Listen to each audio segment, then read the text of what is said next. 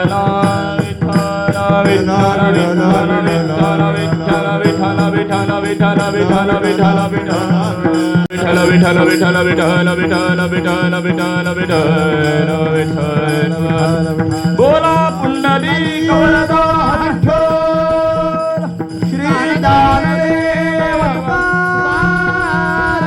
विठ्ठल विठ्ठल विठ्ठल विठ्ठल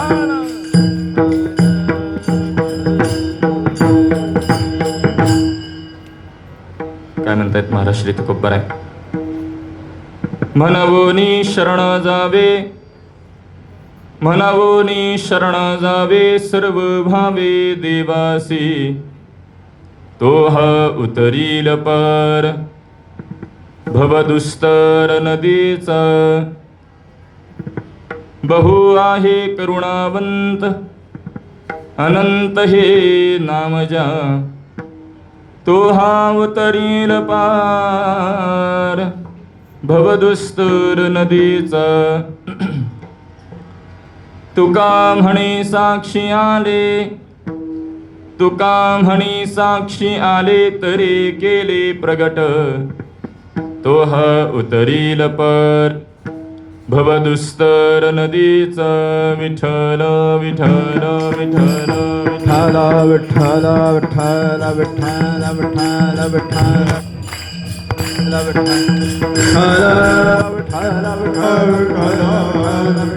च्या एका आशीर्वादाने हा उत्सव एक दिवसीय ज्ञानदानाचा अन्नदानाचा उत्सव संपन्न होतोय. तसं पाहायला गेलं या संपूर्ण कराड परिवाराच्या माध्यमातून अखंड ज्ञानदानाचा आणि अन्नदानाचा उत्सव घडतोय असं म्हटलं तरी वावगं ठरणार नाही. कॉलेजच्या माध्यमातून अनेक संस्थांच्या माध्यमातून ज्ञानदान आणि अन्नदान आदरणीय सरांच्या माध्यमातून ते संपन्न होतंय. आणि या संपूर्ण या संस्थेचे संस्थापक असणारे शिक्षण महर्षी आदरणीय डॉक्टर श्री विश्वनाथजी कराड सर यांच्या पावन उपस्थितीमध्ये हा उत्सव संपन्न होतो. त्यांच्याच प्रांगणामध्ये हा चालत असलेला हा उत्सव आहे. आमच्या युवकांकरता एक आदर्श पर्सनॅलिटी म्हणून आम्ही ज्यांच्याकडे पाहतो डॉक्टर श्री राहुलजी कराड सर, त्यांचं देखील आम्हा तरुणांकरता किंवा तरुण कीर्तनकारांकरता एक विशेष प्रेम एक योगदान संप्रदायामध्ये पाहायला मिळतं आहे. आणि या संपूर्ण कराड परिवाराच्या माध्यमातून हा उत्सव संपन्न होतो. त्यामध्ये आदरणीय पूनमताई असतील, आदरणीय ज्योतिताई कराड असतील, आदरणीय सुचित्राताई असतील, आदरणीय स्वातीताईजी कराड, त्याच पद्धतीने विश्वशांती दिंडीचे अध्यक्ष म्हणून आम्ही ज्यांच्याकडे पाहतो आदरणीय उषा काकू असतील, संपूर्ण कराड परिवार आणि या कीर्तनाकरता ज्यांची उपस्थिती आहे. आपल्याकडे वारकरी संप्रदायामध्ये काही साधू परंपरा होऊन गेल्या, त्यामध्ये एक अग्रगण्य नाव म्हणून आम्ही ज्यांचं नाव घेतो की महाराष्ट्र नव्हे भारतामध्ये चाकरवाडीचे माऊली म्हणून आम्ही ज्यांच्याकडे पाहतो आणि त्या माऊलींचे वंशज असणारे आदरणीय हरिभक्तिपरायण गुरुवर्य नारायण महाराज देखील इथं उपस्थित आहेत. हरिभक्तिपरायण सुदाम महाराज पाणेगावकर ते देखील कीर्तनाकरता बसले होते, तुम्ही बसा, ते देखील इथं कीर्तनाकरता उपस्थित आहेत. आणि त्याच पद्धतीने सर्वच माझे तीर्थरूप असणारे किंवा ज्ञात अज्ञात वारंवार मी एक 3-4 वर्षापासून म्हणजे पूर्वीपासून येतो पण एक 2-3 वर्षापासून कीर्तन करतोय. त्या पद्धतीने आमचे आदरणीय पठाण सर देखील इथं कीर्तनाकरता वारंवार उपस्थित असतात.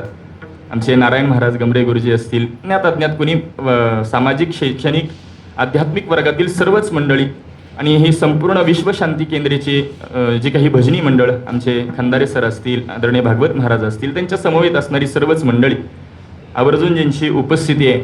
आमचे सन्मित्र हरिभक्तिपरायण जयेश महाराज भाग्यवंत. वारकरी संप्रदाय हा प्रत्येक कानाकोपऱ्यापर्यंत पोहोचला पाहिजे म्हणून इंग्रजी भाषेमध्ये कीर्तन करणारे पहिले कीर्तनकार म्हणून आम्ही त्यांच्याकडे पाहतो. आणि इंग्रजी भाषेतली पहिली कीर्तन सेवा माऊलींच्याच मंदिरात पार पडलेली आहे आणि आम्ही त्याचे साक्षीदार आहोत. ही सगळी मंडळी आमचे निळोबा महाराज असतील, ही सर्वच दिंडी नंबर 26 जी येणारी सर्व वारकरी मंडळी सर्वांच्याच चरणी विनम्र भावाने वंदन करतो. नियोजित मला दिलेल्या वेळेतील 1 तास माझ्याकडे शिल्लक आहे, मर्यादित वेळ आहे. चिंतनाला सेवेला प्रारंभ करण्यापूर्वी माझे श्री गुरु बाबासाहेब आजरेकर महाराज, श्रोत्रिय ब्रह्मनिष्ठ श्री गुरु सुधाकरजी महाराज इंगळे यांच्या चरणी अनंत कोटी प्रणाम करतो. माझे तीर्थरूप त्याच पद्धतीने ज्ञात अज्ञात महाराज मंडळी, माझ्यापेक्षा ज्ञानाने वयाने अधिकाराने सर्व ज्येष्ठ श्रेष्ठ मंडळी, सर्वांच्या चरणी विनम्र भावाने वंदन करून ज्ञानोपराय तुकोपराय मला ज्या पद्धतीने बुद्धी देतील त्या पद्धतीने सेवा करण्याचा प्रयत्न.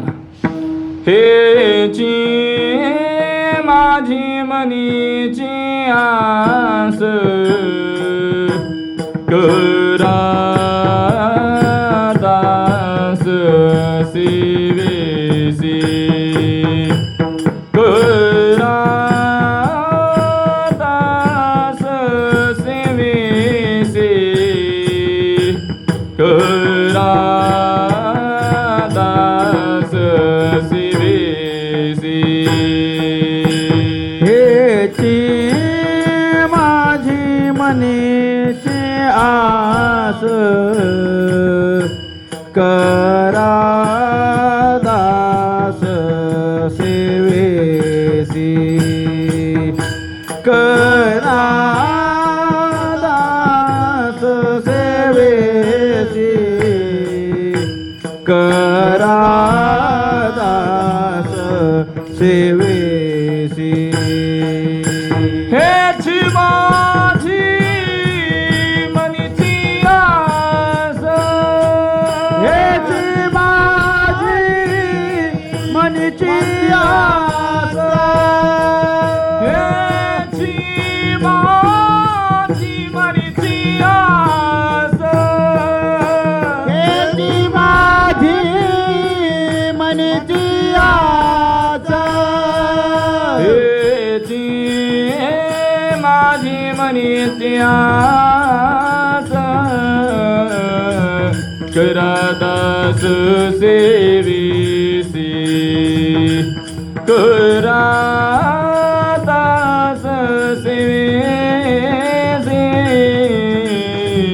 करा दास सेवेसी.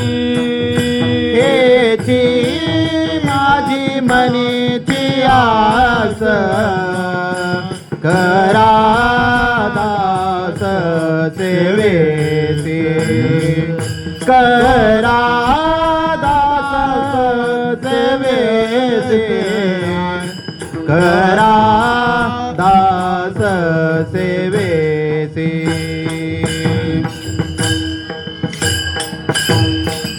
मनवोनी शरण जावे मनवोनी शरण जावे सर्व भावे देवासी तोह उतरील पर भवदुस्तर नदीचा.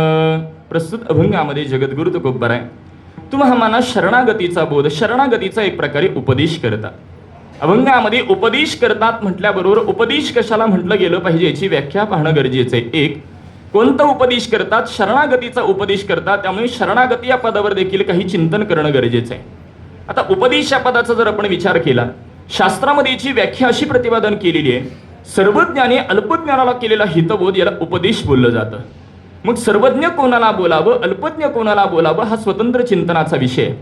तरीही पटण्याकरता जर लौकिक बोलायचं झालं तर एखाद्या वरिष्ठाने कनिष्ठाकरता हिताचं बोलणं, कल्याणाचं बोलणं, उद्धाराचं बोलणं याला उपदेश म्हणतात.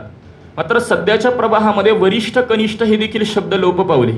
म्हणून अगदीच व्यावहारिक बोलायचं झालं तर एखाद्या मोठ्या व्यक्तीने लहानाकरता कल्याणाचं सांगणं, उद्धाराचं सांगणं, हिताचं सांगणं याला उपदेश म्हणतात. मग एखादा म्हणेल आम्ही प्रापंचिक जीवन जगणारी मंडळी आहोत, प्रपंचामध्ये दररोज कोणाला आणि कोणाला तरी आम्ही हिताचं सांगतोच, त्याला उपदेश नाही का म्हणता येत? तर त्याला उपदेश बोलता येत नाही. याला कारण अगदी उदाहरणाद्वारे पटवून देतो. काबाड कष्ट करून एखादा गृहस्थ आपल्या घरी परतलेला आहे आणि घरी परतल्याबरोबर त्याला त्याचा मुलगा समोर दिसतो.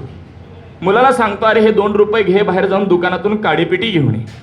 आता मला सांगा, काडीपिटी आणण्यामध्ये त्या मुलाचं काही हित आहे, कल्याण आहे की उद्धार आहे? काडीपिटी कशाला आणायला सांगितली त्यात विस्तार करत नाही, ते समजून जावा.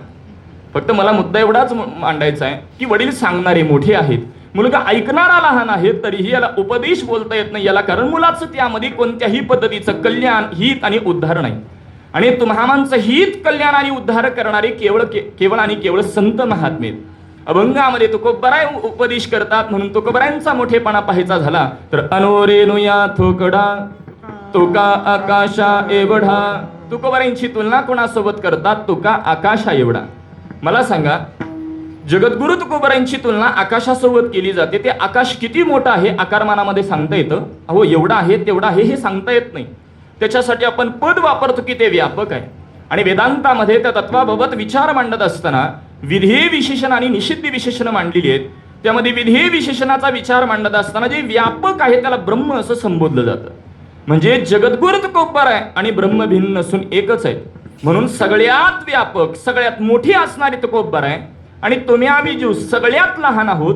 म्हणून तुम्हामांच्या कल्याणाचं हिताचं उद्धाराचं तुकोबर आदी संत महात्मे जे काही प्रतिपादन करतात त्याला म्हणतात उपदेश. विठ्ठल विठ्ठल विठ्ठल विठ्ठल विठ्ठल विठ्ठल विठ्ठल. बरं, कोणता उपदेश करतात? शरणागतीचा बोध करतायत. मग शरणागतीचा अधिकारी कोण आहे? शरण जाण्याचा विषय काय आहे? शरण गेल्यानंतर आम्हाला मिळणार काय आहे, म्हणजे प्रयोजन काय आहे, आणि शरणागतीचा संबंध काय? वेदांतातील एक अनुबंध चतुष्टयाच्या माध्यमातून विचार करता येईल. 3 प्रकारचे चतुष्टय आलेले आहेत. एक आहे साधन चतुष्टय, दुसरा आहे अंतःकरण चतुष्टय आणि तिसरा आहे ते अनुबंध चतुष्टय. पटण्याकरता निर्देश करून पुढे निघून जातो.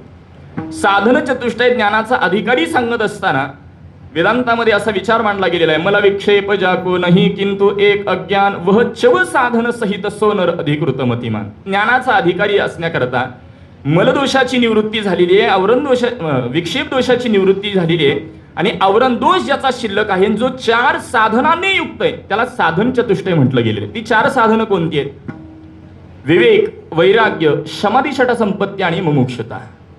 विवेक कशाला म्हणावं? आत्मा अनात्मा को भिन्न कर के जाना ही याला विवेक म्हणतात. ही वेदांतातील व्याख्या आहे. पटण्याकरता व्यवहार बोलतो. चांगलं काय, वाईट काय, योग्य काय, अयोग्य काय, सार काय, असार काय, ही ओळखण्याची जी वृत्ती आहे त्याला विवेक म्हणतात. पटण्याकरता उदाहरण देऊ का? वारीच्या वाटेवर तर फार उपयोगाचं आहे. एखाद्याने आपल्याला 10 वेळा जरी चहा पाजला तर आपण एकदाही पाजायचा नसतो, हे ज्याला कळतं त्याला विवेक बोला. विठ्ठल विठ्ठल विठ्ठल विठ्ठल विठ्ठल विठ्ठल विठ्ठल विठ्ठल विठ्ठल. असोच पटण्याकरता बोललो. माझा चिंतनाचा विषय की चांगलं काय, वाईट काय, ही ओळखण्याची जी वृत्ती आहे त्याला विवेक म्हणतात. वैराग्य इहलोकापासून ब्रह्मलोकापर्यंत मानलेल्या अनुकूल भोगांसाठी याला वैराग्य म्हटलं गेलं. शम दम श्रद्धा समाधान उपरती तितिक्षा याला समाधी षड संपत्ती आहे. आणि मुमुक्षता म्हणजे मोक्षाची इच्छा असणारा ही साधन चतुष्टयता सांगितली गेली आहे. तद्वत अंतःकरण चतुष्टयाचा विचार वेदांतामध्ये आलेला आहे. निर्देश करतो. अंतः म्हणजे आत, करण म्हणजे इंद्रियन चतुष्टय म्हणजे 4. आतली जी 4 इंद्रिय आहेत ती कोणती? मन, बुद्धी, चित्त आणि अहंकार. याला अंतःकरण चतुष्टय म्हटलं जातं. त्याच पद्धतीने उत्तर आल्याशिवाय मी पुढे जात नाही. बरं, थोडा संवाद करा, कारण कीर्तन हे संवादाचं माध्यम आहे. कारण वक्ता तो वक्ता नोही श्रोतेविन. श्रोतेच नसतील तर वक्त्याला वक्ता कोणी म्हणत नाही. आणि तो संवाद घडला पाहिजे, मात्र तो परमार्थिकच. विठ्ठल विठ्ठल विठ्ठल विठ्ठल विठ्ठल विठ्ठल. जगद्गुरु तुकोबर आहे तुम्हाला शरण जाण्याकरता सांगतायत. मग यावर आपण 4 प्रश्न केले होते की शरण कोणी जायचं, शरण कोणाला जायचं, शरण का जायचं आणि शरण कसं जायचं. कोणते 4 प्रश्न होतं? शरण कोणी जायचं, शरण कोणाला जायचं, शरण का जायचं आणि शरण.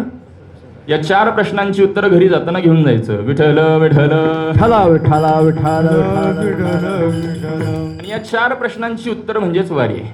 आपण कोणाकडे निघालो आहोत, त्याच्याकडे का जायचं आहे, ते कसं जायचं आहे, याचा सांगोपांग विचार म्हणजे वारी आहे. एक सरळरित्या आपल्याला विचार करता येईल. या 4 प्रश्नांची उत्तर आपल्याला अभंगामध्ये घ्यायची. 4 प्रश्न लक्षात राहू. असो, आपला चिंतनाचा विषय आहे की संतांनी सहज उपदेश करू द्या किंवा अट्टहासपूर्वक. कैसे संत जागी कैसे संत जागी तैसे संत जागे. क्रिया करो ने दामित्यांगे, क्रिया करो ने दामित्यांगे. तैसे संत जागे,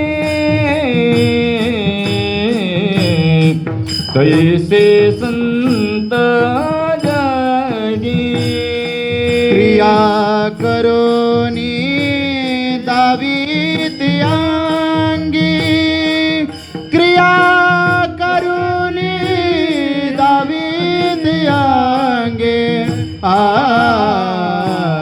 तैसे संत जागे तैसे संत जागे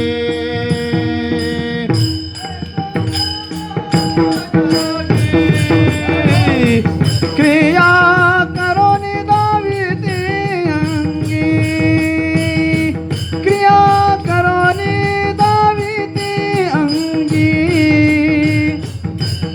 क्रिया करो निदाविती अंगी तैसे जाता जाती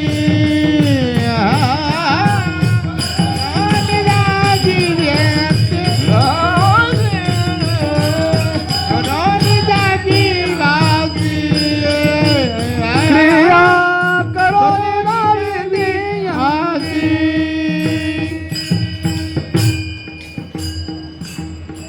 तैसे संत जगी क्रिया करुणी दाविती अंगी. संत महात्मे तुम्हा मला एखादा जर सिद्धांत पटवून द्यायचा असेल, एखादा जर विषय सांगायचा असेल, तर संत महात्मे वाचिकापेक्षा क्रियेला जास्त महत्व देतात. तैसे संत जगी क्रिया करुणी दाविती अंगी. किंवा आम्ही वैकुंठवासी आलो याचे कारणासी बोलिले जे ऋषी साच भावे वर्ता या. संत महात्मे वर्तवून दाखवतात, म्हणजे वाचिकापेक्षा क्रियेला, आचरणाला संत महात्मे महत्व देतात. तुम्हा मला जर एखादा सिद्धांत सांगायचा असेल, तर संत महात्मे वाचिकापेक्षा क्रियेद्वारे ते पटवून देतात, चरित्राद्वारे पटवून देतो. मौली ज्ञानोबरायांचं जीवनचरित्र पहा. ज्ञानोबरायांच्या जीवनचरित्रामध्ये ज्ञानोबरांना एके दिवशी क्रोध आलेला आहे, राग आला, म्हणून ज्ञानोबराय पर्णकुटी लावून बसलेले. त्याच्यावर मुक्ताबाईंनी जो काही उपदेश केला, आपण संप्रदायामध्ये त्याला ताटीचे अभंग बोलतो. मला सांगा, खरंच ज्ञानोबरायांना क्रोध राग आलेला होता का हो? अहो, ज्या ज्ञानोबरायांच्या नामचिंतनाने आपला राग गळून पडतो, त्या ज्ञानोबरायांना राग येईल. ज्ञानोबरा एक प्रकारची भूमिका घेतात महाराज, की तुम्हाला कळावं की ज्ञानी मंडळींनी वेळोवेळी आत्मपरीक्षण करण्याची गरज आहे. कारण मीमांसा ज्ञानोबरा याची बोलतायत, नवल अहंकाराचे गोठी विशेषण लागे अज्ञानापाठी सज्ञानाचे झोंबे कंठी नाना संकटी नाचवी. अहंकार आहे तो अज्ञानाच्या पाठीमागं लागत नाही महाराज, मात्र ज्ञानवंतांच्या मागे लागल्याशिवाय राहत नाही. म्हणून त्यांनी वेळोवेळी आत्मपरीक्षण केलं पाहिजे, हे तुम्हाला कळावं याकरता ज्ञानोबरायांनी पर्णकुटी लावून घेतली. याला क्रियात्मक बोध म्हणतात. किंवा भक्त शिरोमणी नामदेवरायांचा विचार करा. सकल संत मांदियाळीमध्ये नामदेवरायांना कच्च ठरवण्यात येतं. संत गोरोबा काकांनी पाहिलं आणि कच्च मडकाय अशी ग्वाही दिली. परंतु नामदेवराय जर खरंच कच्चे असते तर सुरुवातीलाच भगवंतांनी जवळ केलं नसतं महाराज. मात्र नामदेवराय भूमिका घेतात. याला कारण तुम्हाला कळावं, या देहाला आल्यानंतर गुरु केल्याशिवाय तरणोपाय नाही, हे तुम्हाला कळण्याकरता नामदेवरायांना विसोबांकडे पाठवलं. याला क्रियात्मक बोध म्हणतात.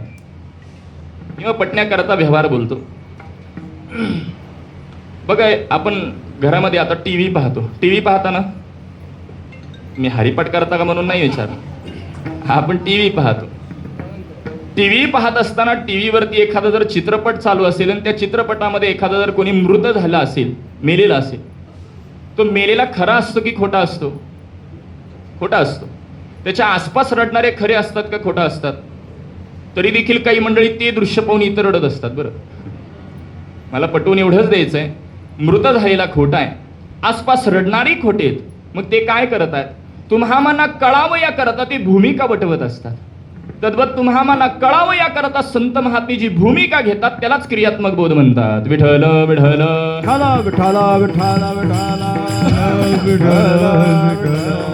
संत महात्मे तुम्हाला उपदेश बोध करतात. वाचिक उपदेश वाचिकापेक्षा क्रियात्मक करत असताना देखील अधिकार तैसा करू उपदेश किंवा अधिकार तैसा दाविला मार्ग.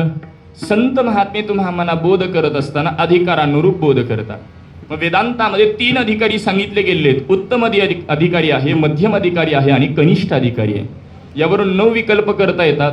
उत्तम उत्तम उत्तम मध्यम उत्तम कनिष्ठ, मध्यम उत्तम मध्यम मध्यम मध्यम कनिष्ठ, कनिष्ठ उत्तम कनिष्ठ मध्यम कनिष्ठ कनिष्ठ. विठ्ठल विठ्ठल.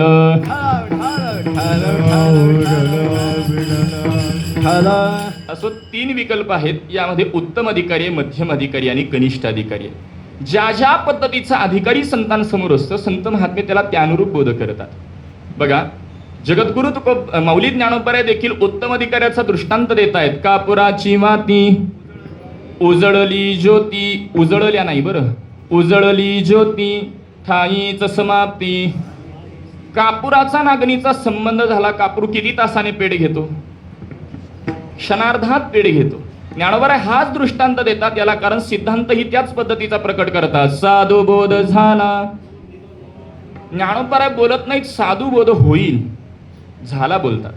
साधू महात्म्यांच्या, गुरु महात्म्यांच्या मुखातून एखादं वचन बाहेर पडलं, जसा कापूर आणि अग्नीचा संबंध झाल्यावर तो क्षणार्धात पेढ घेतो, तद्वत साधू महात्म्यांच्या मुखातून एखादं वचन बाहेर पडलं, काना वचनाची भेटी सरिसाची पै किरीटी वस्तुहुनी उठी कवने एकजो, किंवा सत्वर उच्चार प्रल्हादे बिंबला, किंवा तुका म्हणे कानी ऐकिली मात तोची झाला घात जीवपणा. चकाराला फार महत्व आहे. त्वरित जसा कापूर क्षणार्धात पेढ घेतो, तद्वत उत्तम अधिकारी कानावर बोध पडता क्षणी कृतार्थ होतो. म्हणजेच कापुराच्या अंतःकरणाची मंडळी ही उत्तम अधिकारी असतात. बाकीच्यांना उत्तम अधिकाऱ्याला तसं तर दृष्टांत द्यावा लागत नाही, किंवा उत्तम अधिकाऱ्याला कृतार्थी करता जास्त कालावधी लागत नाही महाराज. मात्र संतांसमोर सगळीच उत्तम अधिकारी जातात असं नाही. मोड पापे जैसे तैसे या न्यायाने जर विचार केला, कारण संत वाङ्मय अभ्यासणारी आपण मंडळी आहोत, अनेक ठिकाणी संतांनी दृष्टांताची उपाययोजना केलेली आहे. पहा, ज्या ज्या पद्धतीचा श्रोता कीर्तनामध्ये तुकोबऱ्यांचा असेल त्या पद्धतीचे दृष्टांत तुकोबऱ्यांच्या कीर्तनातून अभंगातून प्रकट झालेले पाहायला मिळतात. आता ज्यावेळेला विद्वान पंडित मंडळी ज्यावेळेला कीर्तना करता तुकोबऱ्यांच्या असतील त्यावेळेला तुकोबऱ्यांचे दृष्टांत आहेत. रज्जू सर्पाकार भासयले जगडंबर म्हणून आठवितो पाय घेतो अलय बलय. किंवा नाथ महाराजही बोलतात, शुक्तीवरी रजत पाहता डोळा दिसे. म्हणजे रज्जू सर्प, शुक्ती रजत, स्थाणू पुरुष हे वेदांतातील दृष्टांत आहेत. वेदांतातील कठीणातली कठीण प्रक्रिया पटवून देण्याकरता हे आवर्जून दिले जातात. मात्र सर्वसामान्यांना हे दृष्टांत किती वेळाही पटवून दिले तर पटतीलच असं नाही. म्हणून तुकोबऱ्यांच्या ज्यावेळेला हे लक्षात आलं त्यावेळेला तुकोबराय तुम्हाला प्रत्येकांच्या जीवनामध्ये अनुभवाला येणाऱ्या गोष्टीचा दृष्टांत म्हणजे शेतकऱ्यांचा दृष्टांत महाराज देत आहेत वेदांतातली प्रक्रिया पटवून देण्याकरता. बीज भाजोनी केली लाही आम्हा जन्म मरण नाही.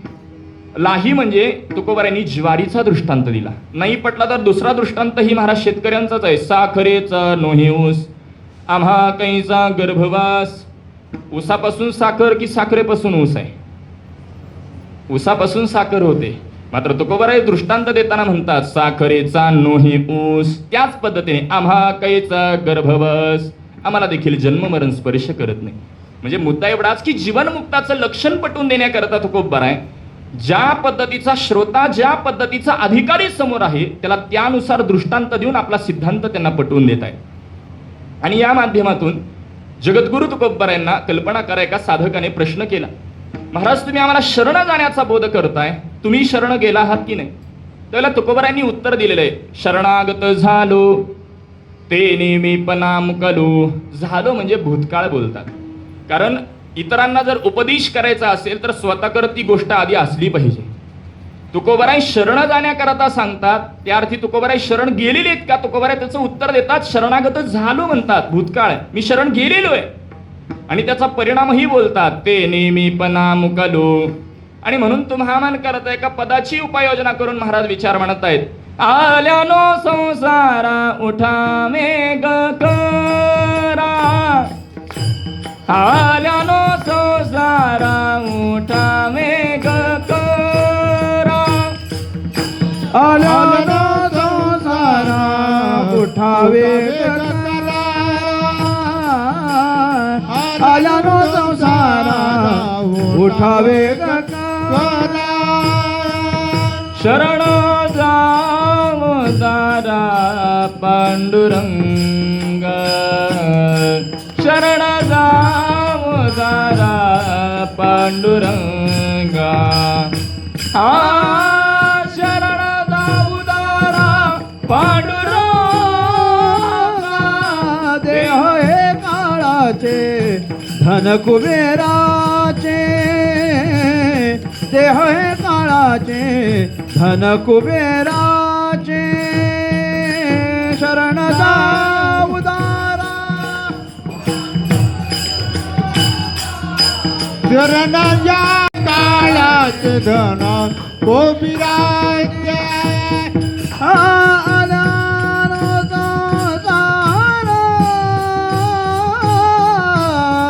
उठावे ग करा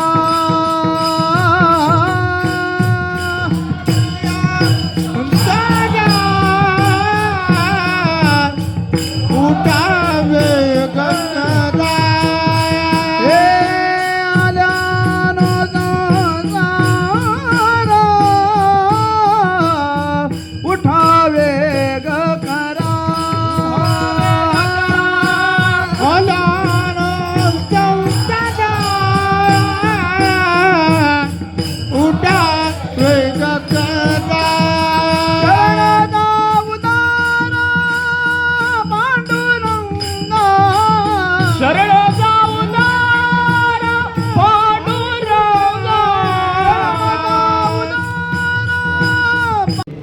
एखादा म्हणेल महाराज शरण, परंतु महाराजांनी इथं पद आवर्जून एक वापरलेलं आहे. केवळ शरण पद म्हणत नाही तुकोबर आहे, अनन्य शरण असं म्हणतात. अनन्य या पदाची व्याख्या नारद भक्ती सूत्रामध्ये महर्षी बोलतायत. अन्या शरणां त्यागो अनन्यता. याकरता दृष्टांताने पटवून देतो. मला सांगा, मासा पाण्याशी किती अनन्य असतो?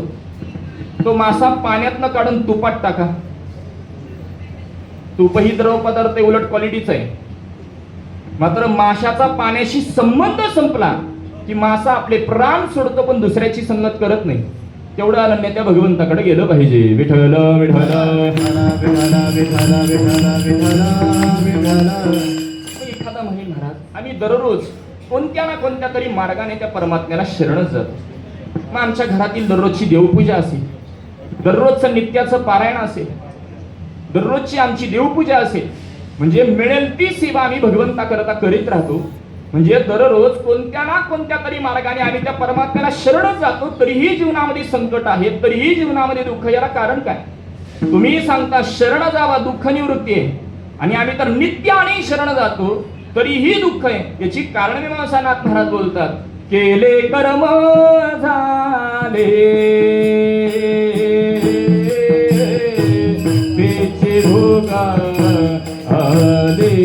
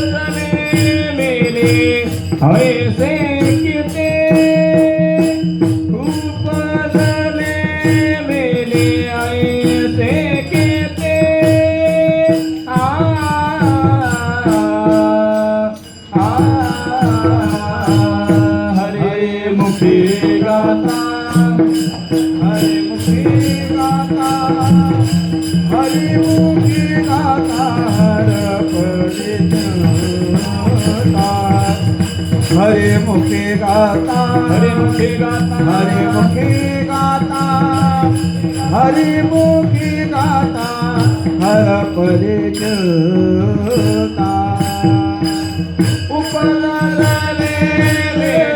ऐसे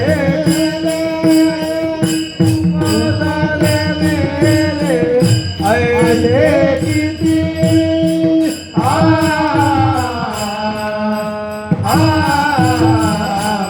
हरे मुखे गाता हरे मुखे गाता हरे मुखे गाता हरे मुखे गाता हरे मुखे गाता हरे मुखे गाता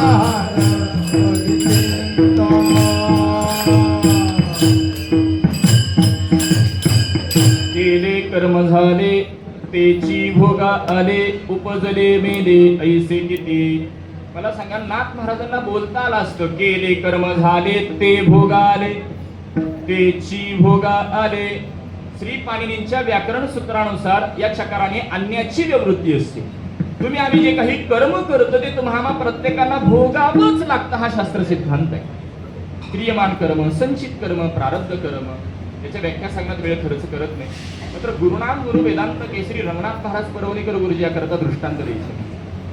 बघा, क्रियमान कर्म, संचित कर्म, प्रारब्ध कर्म कशाला बोलावं? एखादी माता भगिनी घरामध्ये पोळी करते, पोळी लाटणं हे तिचं क्रियमान कर्म आहे. पोळी लाटल्यानंतर ती तव्यावर भाजून टोपलीमध्ये संग्रहित केली जाते, हे संचित कर्म आहे. आणि टोपलीतली ताटामध्ये खाण्याकरता येणं याला प्रारब्ध बोलतात. विठ्ठल विठ्ठल आणि सिद्धांत असा आहे, ज्ञानाग्नी सर्व कर्माणी भस्मसात कुरुते तथा. ज्ञानरूपी अग्नीमध्ये क्रियमान संचित कर्माचा नाश आहे महाराज. प्रारब्ध हे प्रत्येकाला भोगावंच लागतं, हा सिद्धांत आहे. सर्वांच्या परिचयाचं चिंतन आहे. श्रीमद भागवत महापुराणामध्ये भीष्माचार्यांचं चिंतन सर्वांनी ऐकलं असेल. भीष्माचार्य शरपंजरी पडलेले. शरपंजरी म्हणजे बाणाच्या शय्येवर आहे आणि भगवान श्रीकृष्ण परमात्म्यासोबत संवाद करू लागतात. भगवंता, मी संपूर्ण आयुष्य धर्म आणि सत्याने आचरण केलं तरीही ही स्थिती मला भोगावी लागते. परमात्मा म्हणतात, तर तुमच्या कर्माचा भोग आहे. भीष्माचार्य हे इच्छामरणी होते, नवे नवे युंजान योगी होते. स्वतःच्या भूत भावी वर्तमानाचं त्यांना ज्ञान होतं. संपूर्ण जन्म भीष्माचार्यांनी अभ्यासून पाहिला, एकदाही चुकले नव्हते. परमात्म्याला आत्मविश्वासाने बोलतात, परमात्म्याला बोलतात की एकदाही चुकलो नाही. भगवान परमात्मा बोलतात, जरा मागचे जन्म तपासा. भीष्माचार्य 1 जन्म, 5 जन्म, 10 जन्म चरित्र असं सांगितलं जातं. 100 जन्म भीष्माचार्य पाठीमागे गेले. एक घडलेली चूक लक्षात येते. रस्त्याने जात असताना रस्त्यामध्ये एक सरडा पडलेला असतो. आता तो सरडा रस्त्यात पडला, बाजूला करावा म्हणून बाणाच्या साह्याने त्याला उचलतात आणि बाजूला टाकतात. त्यावेळेला तो सरडा काटेरी कुंपणावर पडतो आणि त्याच्या शरीरामध्ये काटे टोचले जातात. म्हणजेच 100 जन्मापूर्वी जे काही कर्म केलेलं आहे म्हणून भीष्माचार्यांना नंतर देखील बाणाच्या शय्येवरच पडावं लागलं. ओ भीष्माचार्यांसारख्यानं जर केलेलं कर्म भोगूनच संपवावं लागतं तर तुम्हामांचं काय? विठ्ठल विठ्ठल.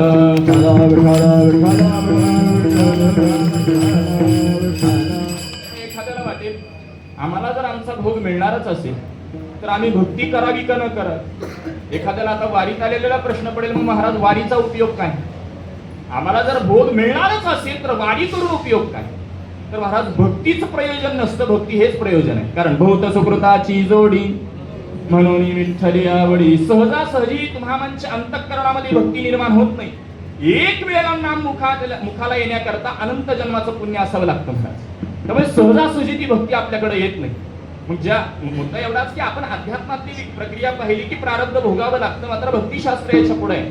नाथ महाराज याचा विचार मांडतात, एका जनार्दनी भोग प्रारब्धाचा हरी कृपे त्याचा. परमात्म्याची कृपा झाली तर प्रारब्धाच्या वेदना देखील तुम्हाला परमात्मा लागू देत नाही, मात्र त्याच्याकरता त्याची कृपा होणं गरजेचं आणि कृपेकरता त्याची भक्ती करावी लागते. मात्र आपण भक्ती करतो थोडी आणि दाखवतो मात्र जास्त, आणि म्हणून तेवढ्याच प्रमाणात भक्ती केली गेली पाहिजे. दृष्टांताने पटवून देतो. एक धरून चला बाजारपेठ आहे, सध्याच्या शुद्ध मराठीमध्ये मार्केट आहे असं समजा. एक मोठं असं दुकान आहे, व्यापारी आहे आणि एके दिवशी काही कामानिमित्त त्या मार्केटमधून त्या बाजारपेठेतून तो बाहेर पडलेला. आता बाहेर पडला, थोडासा कालावधी जातून मागून धावत पडत एक त्याचा नोकर येतो आणि तो बोलू लागतो, मालक आपला वाडा पेटलेला आहे, दुकान पेटलेलं आहे. शब्द कानावर पडता क्षणी तो दुकानाकडे धाव घेतो. पाहतो तर प्रत्येक जण त्या दुकानाला लागलेली अग्नी आटोक्यात आणण्याचा म्हणजे आग विझवण्याचा प्रयत्न करत आहे. मग कोणी पाईपच्या सहाय्याने प्रेशरने पाणी मारतं, कोणी बादलीने पाणी मारतं, अन्य साधनांच्या माध्यमातून प्रत्येक जण ती आग विझवण्याचा प्रयत्न करतं. मात्र जो दुकानाचा मालक आहे, जो वाड्याचा मालक आहे, तो एक वाटी घेतो, चमचा घेतो आणि चमच्याने पाणी मारू लागतो. किती मिनिटात वाडा विझेल? वाडा विझेल का म्हणतात? याला कारण जेवढ्या प्रमाणात अग्नी आहे तेवढ्याच प्रमाणात पाणी मारलं गेलं पाहिजे, त्याशिवाय ती अग्नी आटोक्यात येणार नाही. हा साधा व्यवहार आहे. प्रारब्धाच्या वेदना ज्या पद्धतीने लागू द्यायच्या नसतील तर जेवढं प्रारब्ध आहे तेवढीच भक्ती केली पाहिजे. विठ्ठल विठ्ठल.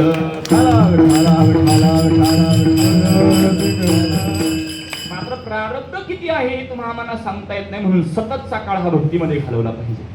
मुद्दा इतकाच आहे मला पटवून द्यायचा की तुम्हा आम्हाला भगवंताला शरण गेल्यानंतरची आपण हे प्रयोजन पाहिली. म्हणजेच शरणावी का जायचं या प्रश्नाचं आपण उत्तर शोधतोय. का शरण जायचं? जन्म मरणाची इरझार चुकवायची असेल. महाराज मात्र तुम्हा आम्हाला वाटत असतं आम्ही त्या परमात्म्याला शरण जातोय, मात्र आपण शरण गेलेलो असतो विकारांना आणि अपेक्षा आनंदाची ठेवतो. आपण शरण जातो त्या विषयांना. हे विषय कसे ज्ञानोबा गोड बोलतायत. हे विषय तरी कैसे रोहिणीचे जळ जैसे का स्वप्नीचे अभासे भद्र जाती किंवा विषयाचे समसुख बिगडाची बहुली अभराची सावली जाईल रया. विषय इतके बाधक आहेत महाराज. याचा विचार पटवून द्यायचा झाला, श्रीमद भागवत महापुराणामध्ये ययाती राजाचे चरित्र फार गोड आहे. ययाती राजाने आपल्या मुलाकडून तारुण्य घेऊन 1000 वर्ष यथेच्छ विषय भोगले. मात्र 1000 वर्ष विषय भोगल्यानंतरचे ययाती राजाचे उद्गार असे, न जातो कामहा कामाना मपभोगेन शाम्यती हविषा कृष्ण वर्तने भूये वावी वर्धते. 1000 वर्ष विषय भोगल्यानंतरचे ययाती राजाचे उद्गार आहेत. ज्या पद्धतीने एखादा यज्ञकुंड असावा आणि त्या यज्ञकुंडामध्ये आपण तुपाची आहुती देतो, तुपाच्या आहुतीने यज्ञातला अग्नी अधिक अधिक वाढतच जातो. त्याच पद्धतीने विषय भोगल्यानंतर म्हणजे विषयातून तृप्ती मिळत नाही, या विषयांना आपण शरण जातो. महाराजांनी तो विचार मांडलेला आहे. विषयोडी भुलने देव विषयोडी भुलने देव आता याची कोण करीना केव